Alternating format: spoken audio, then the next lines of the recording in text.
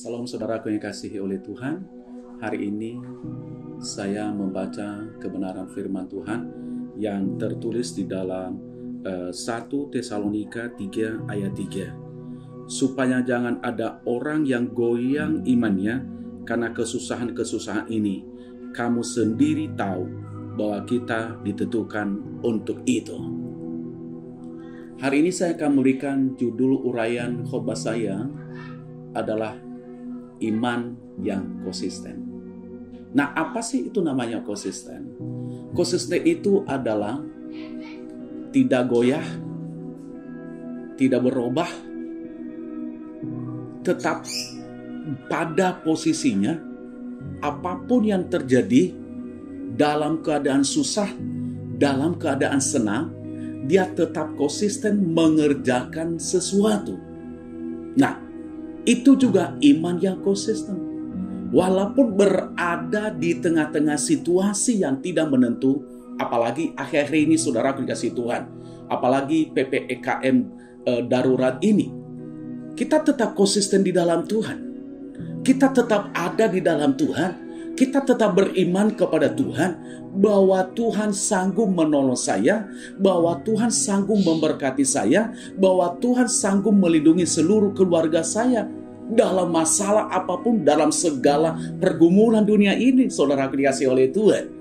Jadi hari ini saya mau ingatkan kepada kita, apapun yang terjadi di dalam hidupmu, apapun yang terjadi dalam rumah tanggamu, apapun yang terjadi dalam pekerjaanmu, apapun yang terjadi yang sedang saudara alami hari ini, tetap miliki iman yang konsisten di dalam Tuhan. Kenapa? Kalau kita tetap konsisten, kita akan merasakan pembelaan Allah, kita akan merasakan perlindungan Allah, kita akan merasakan kemenangan demi kemenangan bersama dengan Tuhan. Saudara dikasihi Tuhan.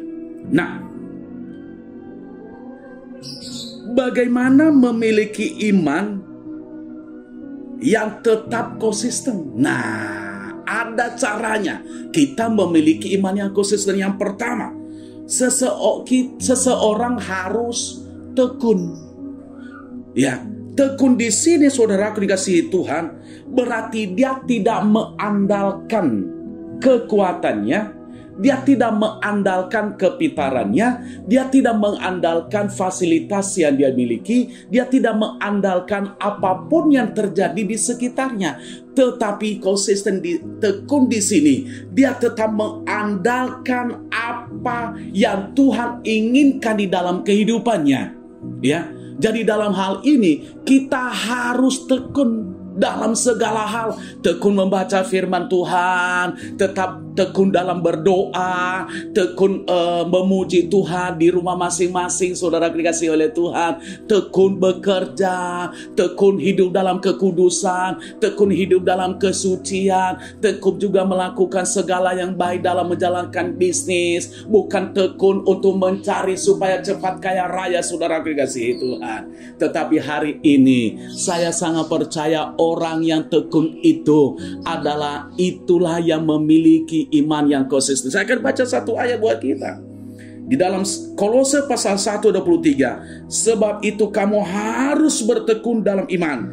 Tetap teguh, tidak bergoncang, dan janganlah mau digeser dari pengharapan Injil yang telah kamu dengar dan yang telah dikabarkan di seluruh alam di bawah langit, dan yang aku ini Paulus sedang menjadi pelayannya.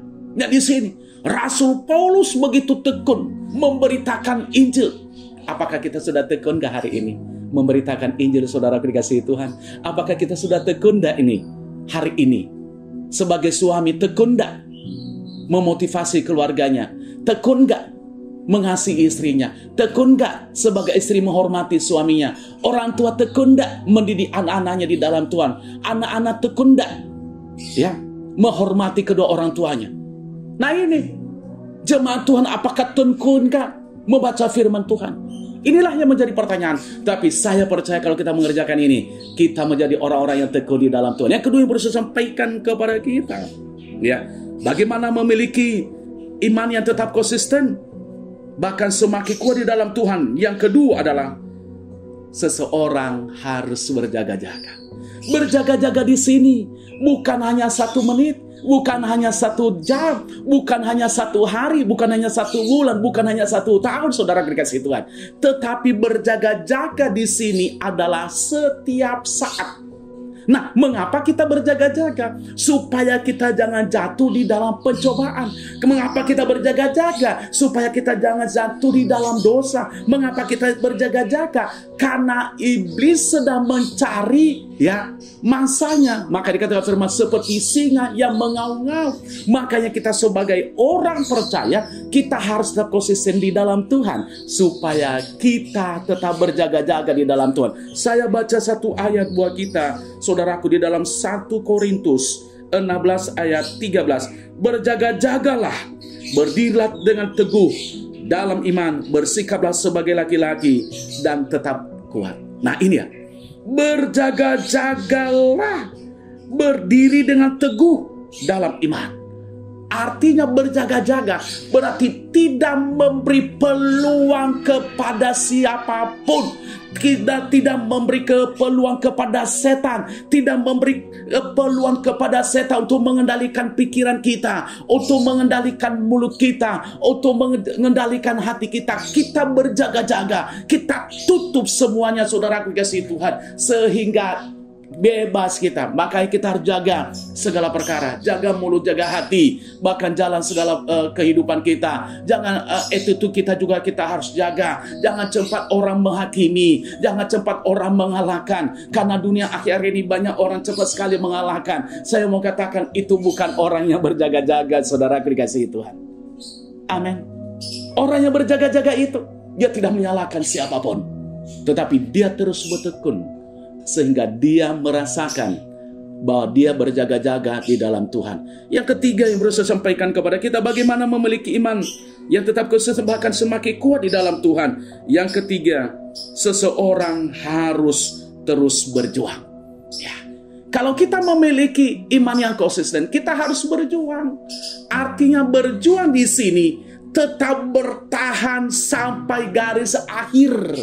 Kita tetap berjuang, kita terus melakukan segala perjuangan kita adalah bukan melawan darah dan daging, tetapi melawan penguasa-penguasa di udara.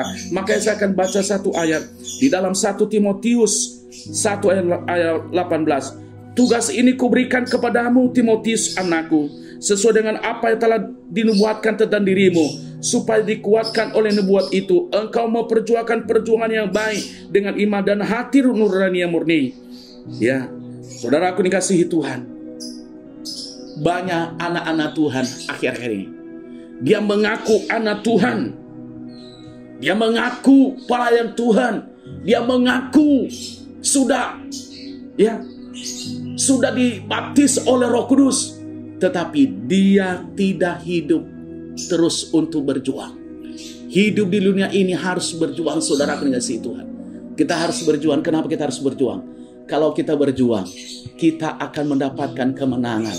Kalau kita berjuang, kita akan mendapatkan kesuksesan. Kalau kita berjuang, Tuhan juga akan melindungi kita. Kalau kita berjuang, saudara dikasihi Tuhan, kita akan merasakan bagaimana Allah membela kita.